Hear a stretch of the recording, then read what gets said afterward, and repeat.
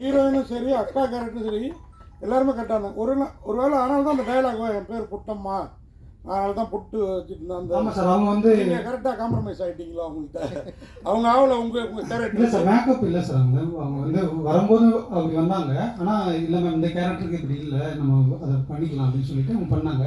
ஆனால் பொட்டு இருக்கணும், ஆனால் அதே நேரத்தில் ரொம்ப அப்படி இருக்கக்கூடாது. ஏன்னா அது கேரக்டராக இருக்கிறதுனால அது ரொம்ப அதிகமான மேக்கப் இல்லை. அந்த கேரக்டருக்கு ஏற்ற மாதிரி கொஞ்சம் அவங்களுக்கு மட்டும், மற்றவங்களுக்குலாம் அது தேவைப்படலை மேக்கப். சார் பாஸ்கர் சார், உங்கள் அனுபவத்தில் இந்த படத்தை எப்படி பார்க்குறீங்க?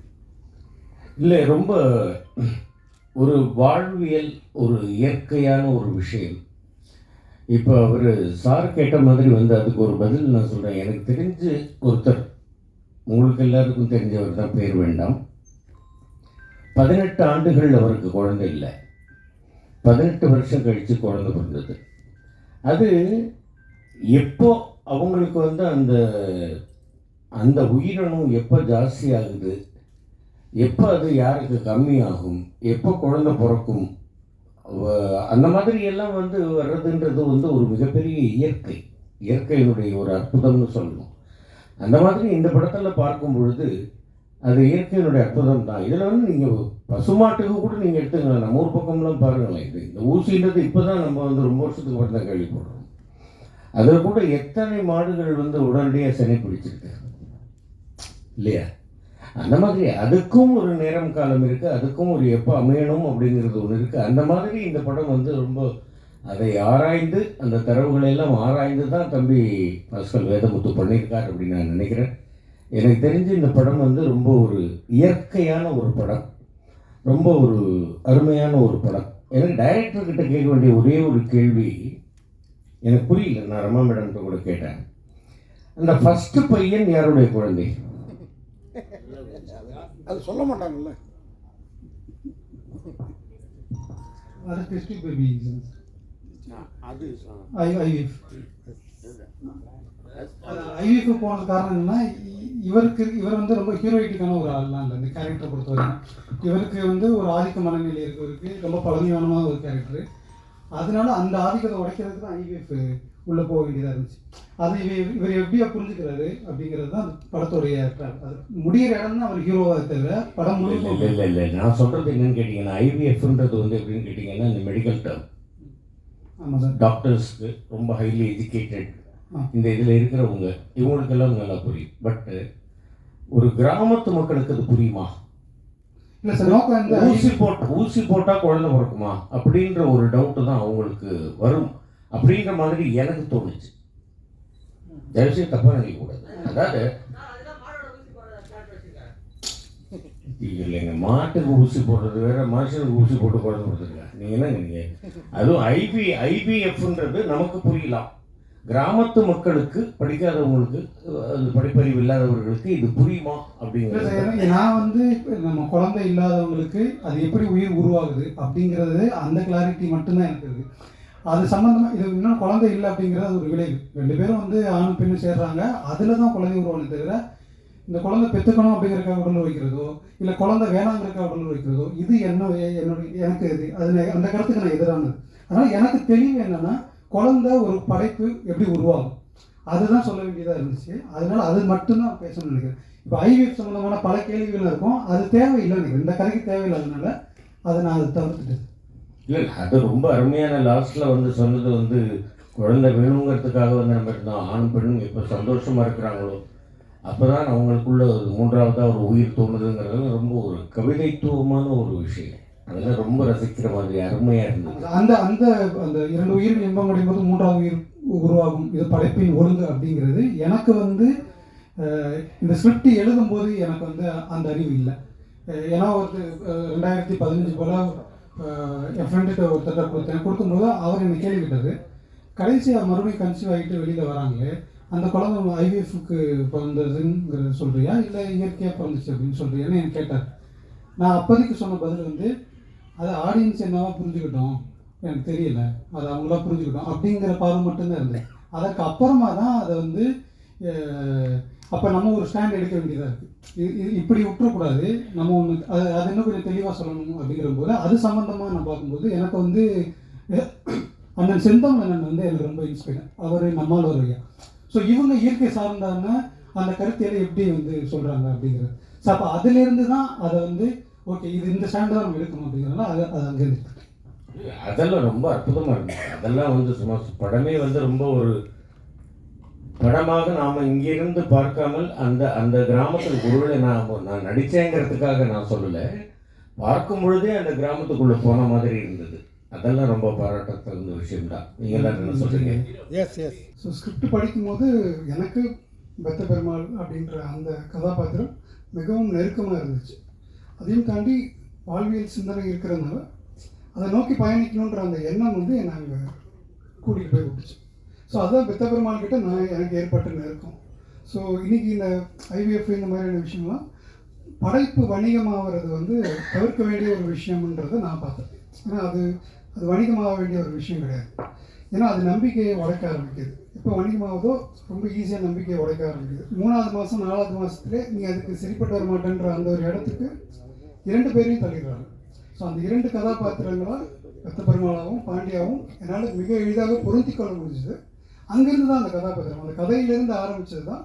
அதை சார்ந்து வாழ்வியல் சூழலுக்குள்ளே போனோன்னையும் அது இன்னும் எங்களை வந்து மிகைப்படுத்தி கொடுத்துச்சு. அங்கே நாங்கள் வந்து அந்த பெத்த பெருமாளையும் பாண்டியும் அவங்களுக்கு நடுவில் கண்டுபிடிச்சிக்கிட்டோம்.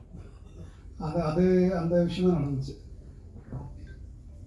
டைம் இவ்வளோ நேரம் ஸ்பெண்ட் பண்ணதுக்கு ரொம்ப சந்தோஷம், ரொம்ப நன்றி. ஸோ இந்த கேரக்டர் வந்து எனக்கு ஸ்டார்டிங்கில் கொஞ்சம் சேலஞ்சிங்காக தான் சார் இருந்துச்சு. பிகாஸ் இது என்னோடய வயசுக்கு மீறின ஒரு கேரக்டர். ஸோ இது நம்ம பண்ணால் கரெக்டாக வருமா அப்படின்ற மாதிரி நிறைய குழப்பங்கள் இருந்துச்சு. ஆனால் என்னை சுற்றி இருக்கவங்க என்னோடய ஃப்ரெண்ட்ஸ் எல்லாருடைய லைஃப்பையும் இதை ஃபேஸ் பண்ணிகிட்டு இருக்காங்க. ஸோ இதெல்லாமே நான் நேர்லேருந்து பார்த்துருக்கேன். நான் அதில் ஒருத்தியாக ஏன் அவங்களோட வழிகளை நான் ஏன் மக்களுக்கு தெரிவிக்கக்கூடாது அப்படின்ற ஒரு எண்ணத்தில் தான் நான் இந்த ஸ்கிரிப்டுக்கு ஓகே சொன்னேன். ஸோ அங்கே போய் ரிஹர்சல் எடுக்கும்பொழுது அந்த மக்களோட பழகும்போது ஆப்வியஸ்லி அந்த கேரக்டரோட கொஞ்சம் சிங்காக வாய்ப்பு கிடைச்சிது சார். இந்த மாட்டுக்கொட்டையில் அடம்போதே இவருடைய கேரக்டர்ஸ் வந்து முடிஞ்சிச்சு. அதே மாதிரி பாண்டி கிணத்து சீனில் இருக்கும் பொழுது நீ தான் முக்கியம் நினச்சேன், குழந்தை தான் எனக்கு முக்கியம், நீங்கள் தரிசனம் விட்டு நாங்கள் வந்துடுறோம் அப்படிங்கிற போது அந்த கேரக்டராக அங்கே வந்து நின்றுச்சு. அதுக்கப்புறமா அவங்களுடைய எமோஷன்ஸ் பெருசாக தேவைப்படலை அப்படிங்கிற போது ஆஃப் மூடாக கொஞ்சம் இருந்து அதுக்கப்புறமா சேர்றதுங்கிறது தேவைப்பட்டது. பெருமாளாவே விட்டுருவாரோ டைரக்டர் அப்படின்னு யோசிச்சேன். அதை பற்றி சொல்லுங்கள். இல்லை சார், நான் ஆக்சுவலி இந்த மாதிரி ரொமான்ஸ் இந்த மாதிரி சீன்ஸ் எதுவுமே பண்ணவே கூடாது அப்படின்ற ஒரு நோக்கத்தில் தான் சினிமாக்குள்ளே வந்தேன். ஸோ இந்த படம் வந்து இந்த கதைக்கு தேவையான ஒன்றா இருந்துச்சு இந்த சீன்ஸு. ஸோ ஆரம்பத்தில் வந்து திரவ் சார் வந்து எனக்கு அவங்க தான் என்ன இந்த படத்துக்காக, ஏன்னா இவரோட படத்துக்காக நான் ஒரு ஆடிஷன்ஸ்க்காக போயிருந்தேன். ஸோ அந்த மூலயமா தான் சார் என்னை செலக்ட் பண்ணாங்க. ஆரம்பத்தில் கொஞ்சம் ஒரு மாதிரியாகவே இருந்துச்சு. நீங்கள் இப்போ பார்த்த சீன்ஸ்லாம் கூட பார்த்தீங்கன்னா நாங்கள் அந்த இடத்துல சிரிச்சுட்டு இது நான் ரியலாக சிரிக்கிற சிரிப்பு இது. ஸோ இந்த மாதிரி சிரிச்சுட்டு அந்த மாதிரி தான் என்ஜாய் பண்ணி தான் பண்ணிகிட்டு இருந்தோம். மற்றபடி வந்து ஒரு பெரிய ஒரு டிஸ்டர்ப்டாவோ இல்லை அந்த ஒரு அவரோட ஒரு எப்படி சொல்கிறது கம்யூனிகேஷன் லெவல் கம்மியாகும் அந்த மாதிரி எனக்கு எதுவுமே கிடையாது. ஸோ அவர் ரொம்ப ஃப்ரெண்ட்லியாக அதாவது இந்த படம் ஸ்டார்ட் பண்ணதுலேருந்து ரொம்ப ஃப்ரெண்ட்லியாக ஒர்க் பண்ணிகிட்டு இருக்கோம். அதனால் இந்த படத்தில் மட்டும்தான் சார் இல்லை சார், அப்படிப்பட்ட கேரக்டராக காந்தியா இல்லை. அவங்ககிட்ட என்ன குறை இருக்கோ அது நோன்ற கேரக்டர் தான் அந்த கேரக்டர். இல்லை சாம்பலை அப்படிங்கிறது உடையிற தன்னை புரிஞ்சுக்கிறது இன்னொருத்தவங்க மூலமாக இல்லை, தானே புரிஞ்சுக்கணும். அதுதான் அந்த கேரக்டர் பெத்த பெருமாள். அவரே தானே புரிஞ்சுக்கிறது தான் அந்த கேரக்டருடைய ஸ்ட்ராங்னு நினைக்கிறேன். அது இன்னொருத்தவங்க சொல்லி புரிஞ்சால் மறுபடியும் அது அவங்களுடைய பாயிண்ட் ஆஃப் வியூ மாறிடுது. என்கிட்ட ஆதிக்கம் இருக்குங்கிறத நான் உணரணும்ல. முதல்ல நான் உணர்ந்தால் தானே அது சரியாக முடியும். இன்னொருத்தன் சொல்லி அது உணர முடியாது. அது அறிவியல் கருத்தாக அது புரிஞ்சுக்கலாம். ஆனால் உண்மையிலே உணர்ந்தால் தானே நான் பண்ணுற தப்பு ஆதிக்கங்கிறது அவன் மனசில் உள்ளது அவனே உணரணும். அதுதான் அந்த கேரக்டர். அப்படி தான் அந்த ஆண் தன்மையை இவரே உணர்ந்து தான் அவர் வெளிக்கொண்டு வந்தார். சார் அது மாதிரி அந்த ஃப்ரெண்டு கேரக்டர் யார் சார்? அது ரொம்ப நல்லா பண்ணியிருந்தாரு. அவர் எங்கேயும் காட்டவே இல்லையா?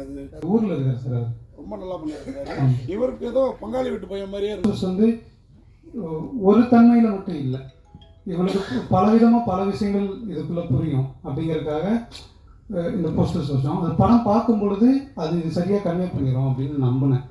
அது ஆயிடுச்சுன்னா சந்தோஷம், இல்லை மறுபடியும் அது சர்ச்சை ஆயிடுச்சுன்னா அது நம்ம பேசி ஆரம்பிச்சோம். குளிர்மலைங்கிறது மழை எப்படி உருவாகுதோ அதே மாதிரி தான் சார் உயிர் உருவாகும் அப்படிங்கிறது தான் அடிப்படை. இப்போ வந்து ஆணோடைய இதில் வந்து வெப்பம் தன்மை அதிகமாக இருக்கணும், பெண்ணோட கர்ப்பப்பையில் குளிர்ச்சி தன்மை இருக்கும். இது ரெண்டு புணர்ச்சி நிலையில் ஒரு உயிர் உருவாகுது. அதே மாதிரி தான் மழை எப்படி உருவாகும், காற்றில் வந்து வெப்பம் தன்மையும் புணர்ச்சி தன்மையும் குளிரும் புணர்ச்சி நிலையில் தான் மழைங்கிறது ஒரு வடிவத்துக்கு வருது. அதனால இது அதுக்கும் இயற்கை சார்ந்ததுனால அது வந்து தலைப்பு சார் பேசிகிட்டு இருக்கும்போது சொன்னது மட்டும்தான் சார் எடுத்துக்கிட்டேன். இப்போ ஒரு ஐவிஎஃப் இருக்குது, இப்படி குழந்தை பெற்றுக்கிறங்கிறது எனக்கு தெரியாது. இப்படி ஒரு நான் மாட்டுக்கு தான் பார்த்துருக்கேன் ஊரில், ஏன்னா பக்கத்தில் நம்ம மாடு வளர்க்குறோம், இதுதான் நான் பார்த்துட்டு இருந்திருக்கேன். இப்போ அதே இது இங்கே மனுஷனுக்கு இப்படி நடக்குதா, அதை வந்து சோக்கால்டு ஆம்பளை அப்படிங்கிறத அதை எப்படியா எடுத்துப்பாங்க அப்படி இல்லை சார். அதான் சார் நாட்டு மட்டும்தான் சார் அது அது எனக்கு புரியாத இடத்துலேருந்து எடுத்துக்கிட்டேன். ஐவிஎஃப் பற்றி எனக்கு சுத்தமாக அறிவே இல்லாத இடத்துலேருந்து இப்படி ஒரு கேரக்டர் இருந்தால் என்ன அப்படிங்கிறது தான் சார். அது முழுக்க முழுக்க கற்பனை தான். அது கேரக்டர் சார்ந்த கற்பனை தான், மற்றபடி நடந்தது நிகழ்வுங்கிறது ஒன்றுமே இல்லை. அது டிஸ்கஷன் பேசிகிட்டு இருக்கோம்ல, இப்படி ஒரு போகிறோம் அப்படின்னா அங்கேருந்து எடுத்தது தான். ஒரு சிக்கல் இருக்குது, அது ஏதோ ஒரு சிக்கல் இருக்குங்கிறது தான். அது இதுதான் பிரச்சனைன்னு அவங்களுக்கு தெரிய வேண்டாம். ஆமாம் சார், ஒருத்தவங்களுக்கு பிரச்சனை இருக்குது அப்படின்னா அது எல்லா பிரச்சனையும் தெரிஞ்சுக்கணுங்க. நான் பல பிரச்சனைகளை சமாளித்து வந்தேன். இப்போ அவங்க பொட்டுக்கும் அதுக்கும் அவங்களுக்கு சம்மந்தமே இல்லை.